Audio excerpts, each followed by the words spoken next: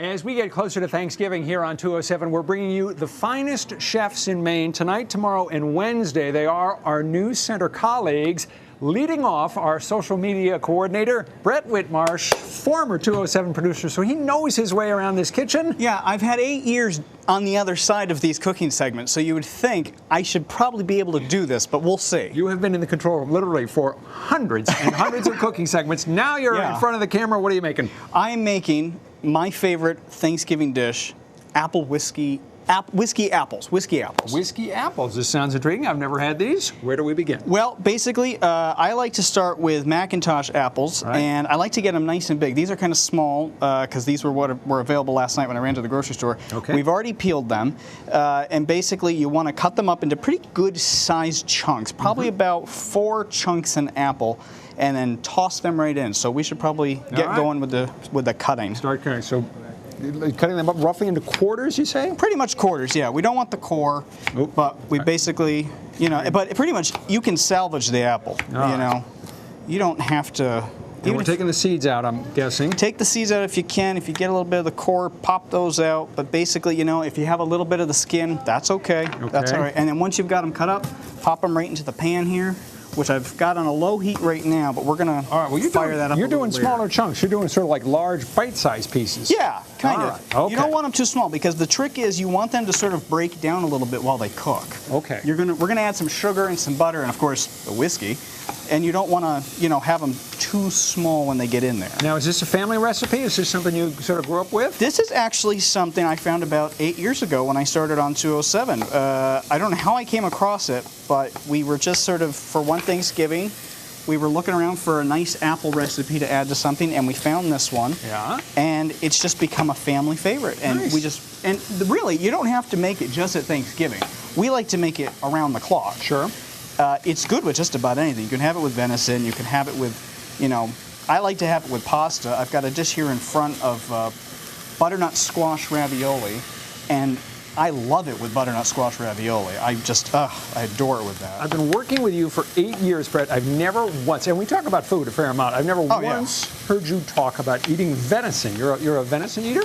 I'm not a huge venison eater. I've had it a couple of times, but when I originally found this recipe, it strongly recommended that you have it with venison. So I thought, okay, all right. Good. I like the sound of that. And since we're at the tail end of hunting season here, I think definitely, this is something people would love. Yeah, yeah.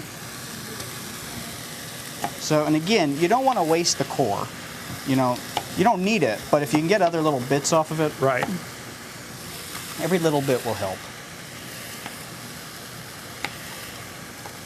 Now, the whiskey, what you're using is a typical Tennessee whiskey. Yep. I think we can actually say the name once. I think so. You use Jack Daniels. I do, just because it's what people know. I mean, it's sort of the, Yeah. It's sort of an iconic brand, so people are familiar with it. And the neat thing is, I use this whiskey, but when I was looking for this whiskey at the store the other day, I discovered that there's a honey-infused version of this whiskey. And I haven't tried it, but I would imagine that a honey-infused whiskey with this recipe would be really, really good. That sounds very intriguing. You can also make it with mead, which I'm a huge mead fan. Right. So that brings out the apple flavor a lot more. So we got all the apples pretty much cut up and tossed in there. Do we need to give these a stir or anything? Excuse me. It helps a little bit if you do. I have a really good spoon, but you know what? Spoon there. There you go. You can do that while I toss in the sugar. There we go. Whoop. And the butter. Now, I've got about 8 tablespoons of butter here, but I diced them up into little chunks. You don't want them too big. You want them to be able to fall in. And they can go in cold. It doesn't have to be softened. Okay. But you definitely want these in because these are going to really break it right up if you want to just... And so I should be stirring vigorously to get this all together or not? Give it a healthy stir. Just sort of but at this point, we're waiting for the apples to break down. Okay. So, and I'm actually going to turn up the heat here. Where are they? You want it on a medium heat for just a couple of minutes. Right. And as soon as you feel the apples, it's a lot like mashed potatoes in a sense. It's going to start to get kind of soupy real fast. I think we can get a picture of that. And that's okay. You want that soupiness. Yeah, all right. And like mashed potatoes, as soon as they start to soften a little bit, that's when you add in the whiskey. Okay. That's when you add in the best part. I think I've got a little extra sugar here. Sugar, we can put that in. I'm sorry, it's about a cup of sugar. You know, basically, you want 4 big apples. We've added about 6 because I had some little apples here. Right. Add the sugar, add the butter, and then just sort of wait for it to soften up. How long does, from start to finish, usually what do you figure? Because if people are making this, going to give this a try for Thanksgiving, it's helpful to know how much time they need to allow. You don't need a lot of time, actually. I made it this morning before I came in about 7 minutes. Because really, at this point, we're just waiting for the apples to sort of soften up. And then the other important thing, and I would say we're probably pretty close now, we can probably go ahead and throw the whiskey in. So it's about, I'm trying to remember, 4 tablespoons of whiskey. So if you add more apples, add more whiskey.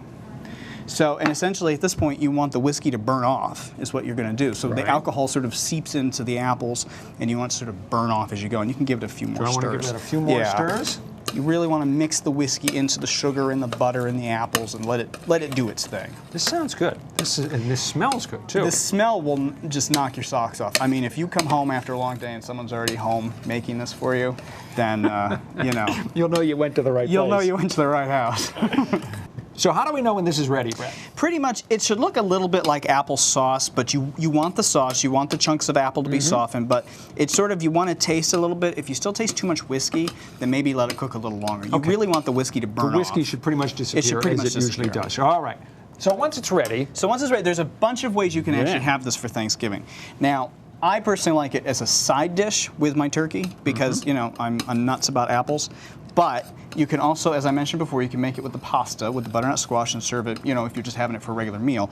But if you want to have it as a dessert, you can also have it on its own, or you can add it to a nice little bit of vanilla ice cream. Right. I've got a good little spoon here for that. This little spoon here has a couple of nice little holes in it, and you can just take it and then drizzle a little bit of that sauce right over, and there you go. That looks great. That smells so nice. And with the vanilla, it's just a nice little, just the right flavor. And there is a spoon, and there you go. And I'm going to actually try the pasta. Before you try that, I'm going to tell folks where to find the recipe, which, as always, is on our website, WCSH6.com. Go to the 207 page. You'll find the 207 kitchen recipe, and that's where you're going to find Brett Whitmarsh's recipe for whiskey apples, which you are going to want to make on Thanksgiving. All right, I got to give this a quick bite here. See how you did here, They're Chief. really good cold, too. So if you have them as leftovers for the next day, you can eat them cold. You can heat them up real easily in the microwave for about a minute. It really is a nice day after Thanksgiving meal as well. That is very tasty, and for people who are concerned, there's no taste of whiskey. It just goes away, and yet there's something here that's working. It definitely, you want it to burn off to make it work. All right, Brett, thank you so much. Don't forget, we'll have recipes from our News Center colleagues for Thanksgiving tomorrow night and Wednesday night as well, and we'll be back right after this.